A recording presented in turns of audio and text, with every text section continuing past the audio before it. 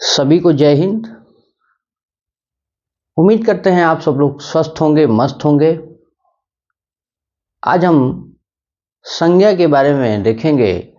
संज्ञा किसे कहते हैं, संज्ञा कितने प्रकार की होती है और किस संज्ञा से भाववाचक संज्ञा का निर्माण होता है, इन सब चीज़ों के बारे में आज हम देखेंगे। तो आइए देखते हैं संज्ञा। संज्ञा संज्ञा बहुत ही अच्छा टॉपिक है संज्ञा। और संज्ञा का मतलब होता है कोई भी नाम, किसी भी नाम को, किसी भी नाम को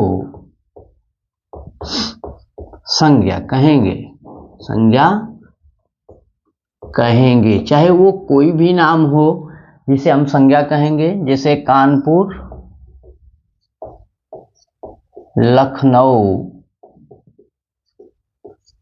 महात्मा गांधी।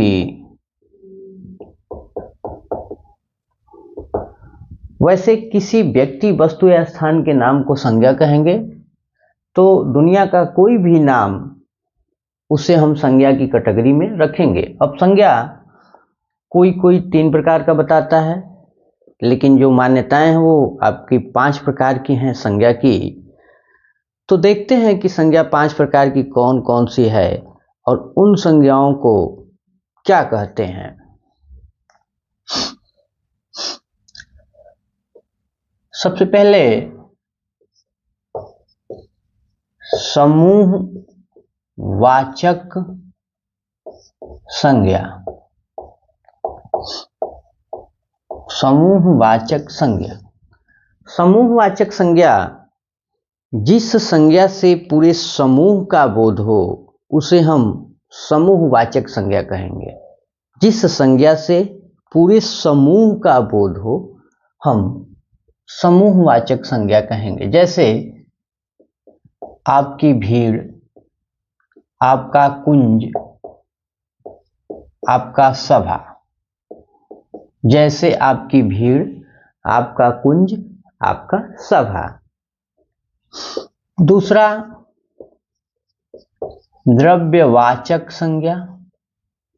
द्रव्यवाचक संज्ञा, द्रव्यवाचक संज्ञा ऐसी संज्ञाएं जिससे किसी वस्तु का निर्माण होता है। ये कच्ची अवस्था में पाई जाती हैं। जो कच्चा होता है उससे किसी वस्तु का निर्माण होता है, हम उसे द्रव्यवाचक संज्ञा कहेंगे। जैसे आपका तेल, दूध, कोयला इत्यादि इत्यादि। इसमें भी आपका इत्यादि। द्रव्यवाचक संज्ञा तेल, दूध, कोयला इत्यादि। भाववाचक संज्ञा। अब भाववाचक संज्ञा क्या है? जिसमें हम भावनाओं को व्यक्त करें उसे हम भाववाचक संज्ञा कहेंगे। जैसे आपका क्रोध, मोह, लोभ इत्यादि इत्यादि। चौथा व्यक्तिवाचक संज्ञा। जिस संज्ञा से किसी व्यक्ति विशेष का बोध हो उसे हम व्यक्तिवाचक संज्ञा कहेंगे। जैसे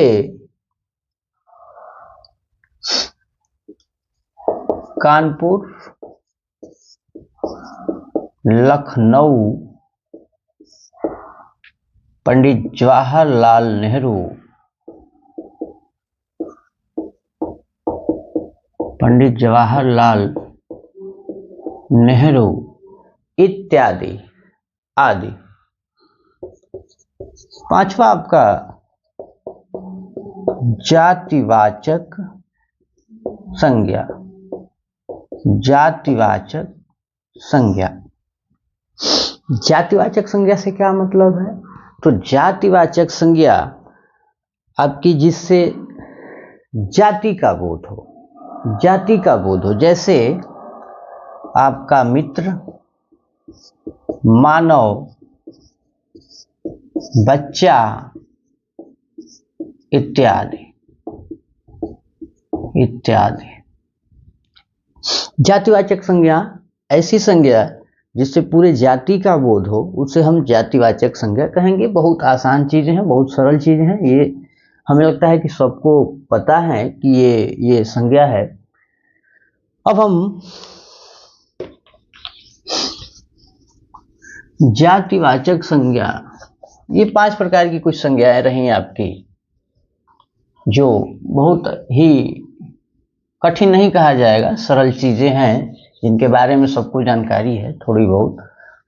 अब कुछ ऐसे प्रत्यय हैं, जैसे किसी संज्ञा या सर्वनाम क्रिया विशेषण से भाववाचक संज्ञा का निर्माण करते हैं हम, तो कुछ ऐसे प्रत्यय हैं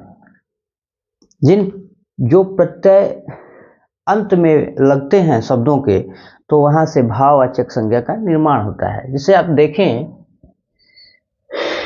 जैसे प्रत्यय ई,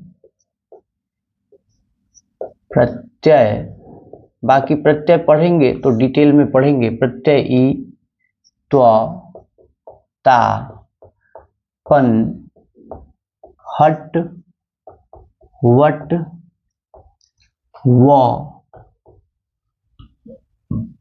पा, क, स, आधा न और त इत्यादि। बहुत सारे ऐसे प्रत्यय हैं जो शब्दों के अंत में लग करके और व्यक्तिवाचक या जातिवाचक या किसी संज्ञा, किसी सर्वनाम से या क्रिया से भाववाचक संज्ञा का निर्माण करते हैं। देखते हैं कि कैसे भाववाचक संज्ञा का निर्माण होता है। सबसे पहले हम व्यक्तिवाचक संज्ञा से भाववाचक संज्ञा का निर्माण करेंगे। व्यक्तिवाचक, व्यक्तिवाचक, और इधर लिखेंगे हम भाववाचक, भाववाचक संज्ञा, और ये आपकी व्यक्तिवाचक संज्ञा।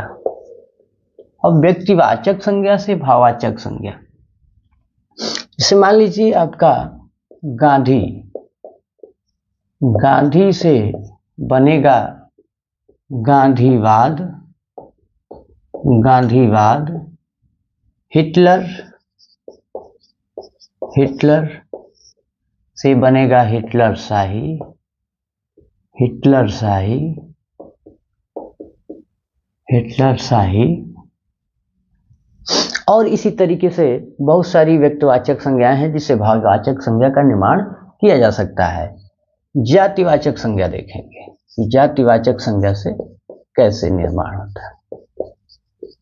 जातिवाचक संज्ञा। अब जातिवाचक संज्ञा से भाववाचक संज्ञा कैसे बनेगी?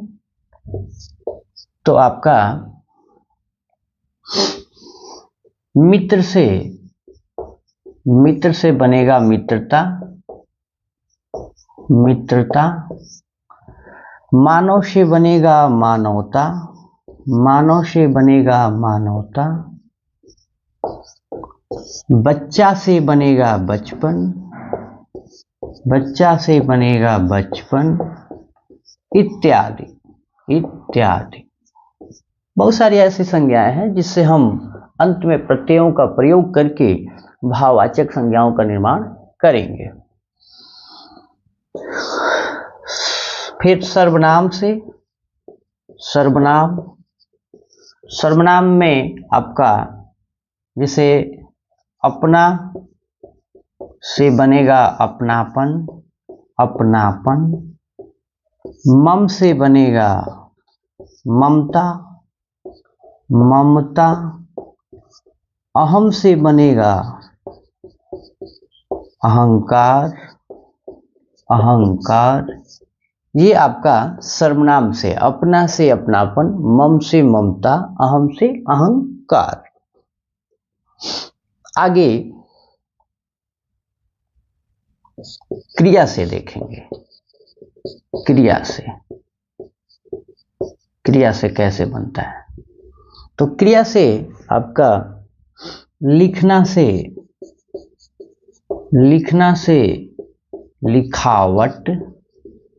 लिखावट, बहना से बहाव, पढ़ना से पढ़ाई, इत्यादि। ये क्रिया से, ये आपका सबसे पहले व्यक्तिवाचक से गांधी से गांधीवाद, हिटलर से हिटलरशाही, जातिवाचक संज्ञा मित्र से मित्रता, मानव से मानवता, बच्चा से बचपन इत्यादि। सर्वनाम से अपना से अपनापन, मम से ममता, अहम से अहंकार। क्रिया से बनाया हमने लिखना से लिखावट, बहना से बहाव, पढ़ना से पढ़ाई। विशेषण से बनाते हैं, विशेषण से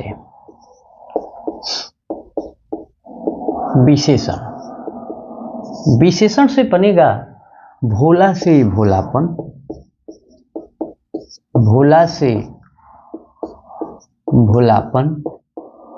सुंदर से सुंदरता,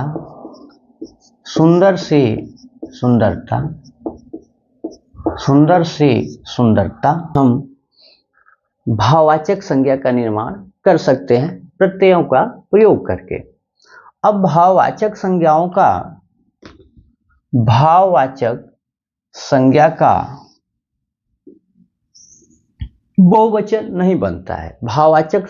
बहुवचन नहीं बनता है, लेकिन नोट करें, नोट में लिखें, भाववाचक संज्ञा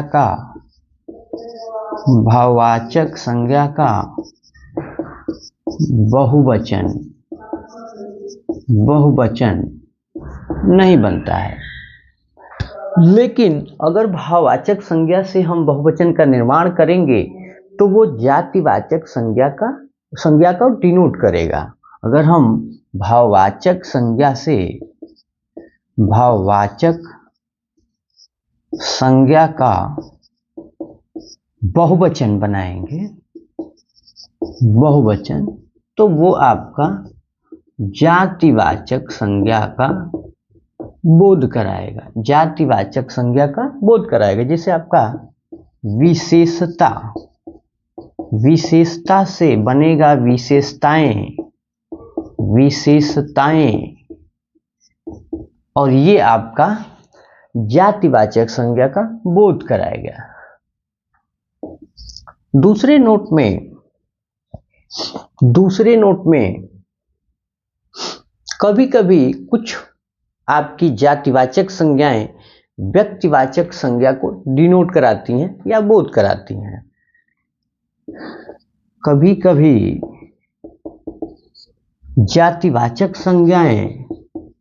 जातिवाचक संज्ञा आपका व्यक्तिवाचक संज्ञा को बोध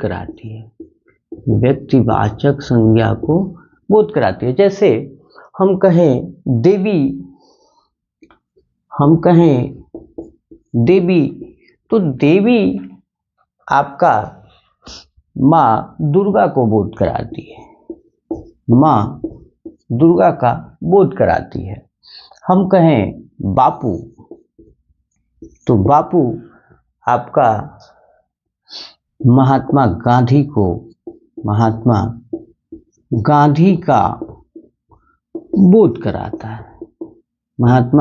का बोध कराता है। इस तरीके से मैंने आपको कुछ संज्ञा के बारे में बताया कि संज्ञा किसे कहेंगे, संज्ञा के प्रकार कौन कौन से हैं।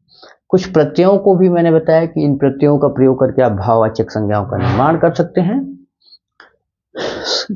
उसके बाद कुछ संज्ञा जिससे हमने भाववाचक संज्ञा का निर्माण करके आपको दिखाया। आज के लिए हमारे तरफ से इतना ही। धन्यवाद।